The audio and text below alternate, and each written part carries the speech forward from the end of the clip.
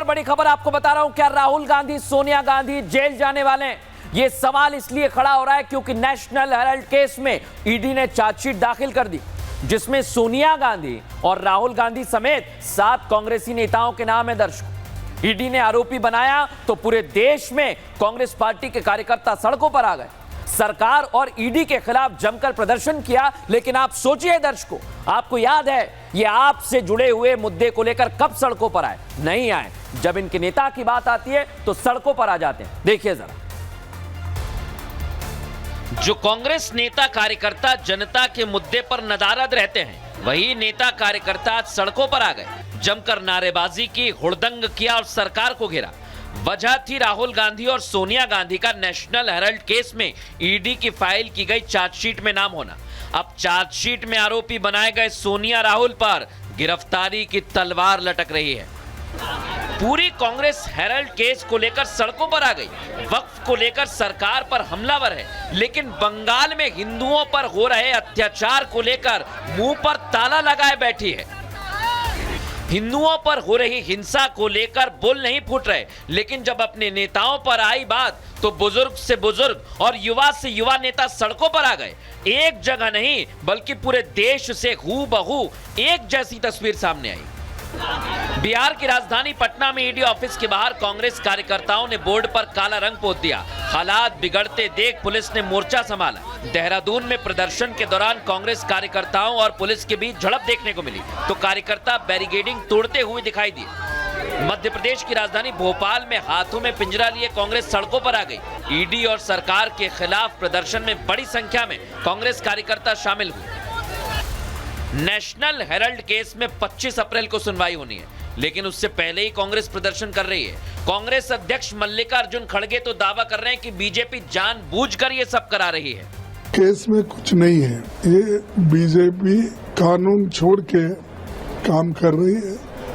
ये इसके लिए हम डट के मुकाबला करेंगे और जो चीज गलत है उसको हम गलत साबित करके रहेंगे। नेशन वाइड हमारा प्रोटेस्ट रहेगा।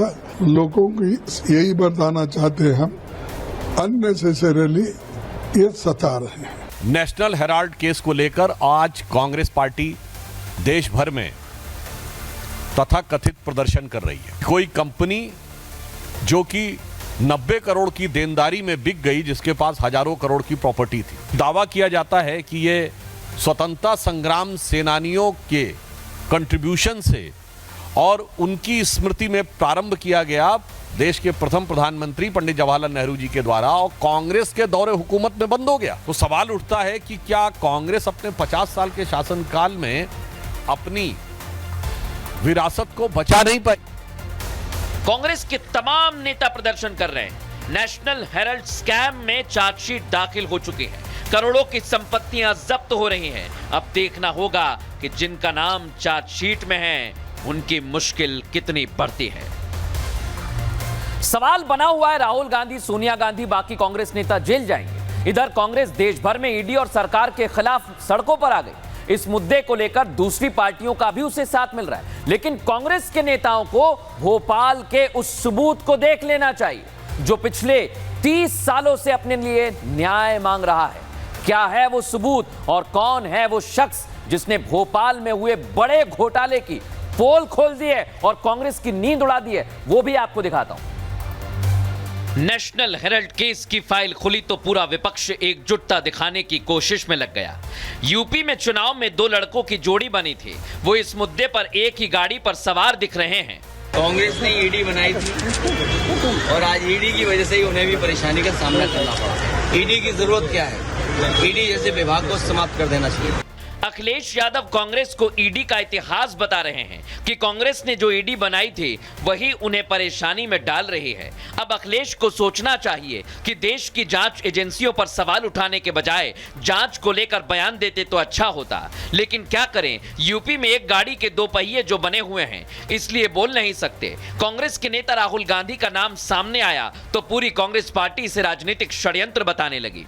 भारतीय जनता पार्टी आने वाले बिहार के चुनाव से गुजरात में कांग्रेस पार्टी की सक्रियता से, आने वाले असम के चुनाव की संभावित हार को देख करके और विपक्ष की सक्रियता को देख करके भारतीय जनता पार्टी चाहती है कि विपक्ष को पूरी तरह से कुचल दिया जाए। इसका मतलब भ्रष्टाचार कोई करता रहे और भ्रष्टाचार में कोई कार्रवाई अगर कोई एजेंसी करे तो उस एजेंसी को बंद करने की अखिलेश यादव मांग कर रहे हैं। तो अखिलेश यादव ईडी से परेशानी की बात नहीं कर रहे हैं, ये भ्रष्टाचार पे आगे जारी रहने की मुहर लगा रहे हैं। जो कांग्रेस इसे राजनीतिक षड्यंत्र बता रही है, शायद वो कांग्रेस भोपाल में 80 के दशक में हुए भ्रष्टाचार को भूल चुके हैं।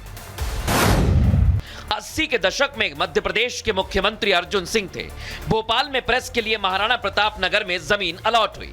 प्लॉट नंबर 1 इंदिरा कॉम्प्लेक्स को दिया गया, जो एजीएल को आवंटित हुआ था। इस प्रेस में मैनेजर के तौर पर काम करते थे मोहम्मद सईद, जिन्होंने भावुक होते हुए प्रेस शुरू होने से लेकर बंद होने तक का सारा काला चिट्ठा खोल दिया, क्योंकि उनके जैसे करीब 80 लोगों को बिना सैलरी दिए बाहर कर दिया गया था, जिसके बाद से वो अपने हक के लिए कोर्ट में लड़ाई लड़ रहे हैं। 92 से केस चल रहा है अपने 92 से 10 बार। कहाँ चला लगाया केस? लेबर कोर्ट में चल दिया हमारा केस। हमने ये क्लेम करा कि हमारी ग्रेजुएटी, बचावत एरियस और अदर जो हमारा पेमेंट है वो भुगतान 1 करोड़ 70 लाख रुपए का हमने दावा करा। एम्प्लॉय का नहीं, सबका अपने। हाँ, इतना ही नहीं, किस तरह मोहम्मद सईद ने कांग्रेस नेता मोतीलाल वोरा से लेकर राहुल गांधी तक से मुलाकात की तो उन्होंने इसे अनसुना कर दिया और तब से वो 30 सालों से न्याय का इंतजार कर रहे हैं। उनसे बराबर हम वो करते रहे, मगर हमारी कोई सुनवाई नहीं हुई। किससे मिले थे? अब हम तो राहुल गांधी के पीए से मिले। राहुल गांधी जी जब ये पद यात्रा पे आते, अभी की बात है, उन्हें फाइल दी के उसको हरि सिंह को दे दो। लिहाजा ये क्या, मोतीलाल बोरा जी से तो बहुत हुई है मेरी लड़ाई, किसी ने आज तक सुनवाई नहीं करी। सिर्फ कोर्ट के माध्यम से इनके वारंट निकलते हैं। बिना किसी तथ्य को जाने कांग्रेस के कार्यकर्ता सड़कों पर आ गए। उन्हें सोचना चाहिए कि जिन नेताओं की एक आवाज पर वो सड़कों पर हैं, उनके हाथ कितने काले हैं। कार्यकर्ता तो कार्यकर्ता। मध्य प्रदेश के सीएम रह चुके दिग्विजय सिंह कह रहे हैं कि केस में 1 पैसा नेहरू गांधी परिवार ने खर्च नहीं किया। नेशनल हेराल्ड के केस में 1 पैसा भी नेहरू गांधी परिवार ने अपने ऊपर खर्च नहीं किया है। 1 रुपया भी उन्होंने अपने काम में उपयोग नहीं किया है। शुद्ध रूप से ये prevention of money laundering act बनता ही नहीं है। नेहरू परिवार ने हर समय इस देश में अपने ऐशो आराम के लिए भ्रष्टाचार किया है।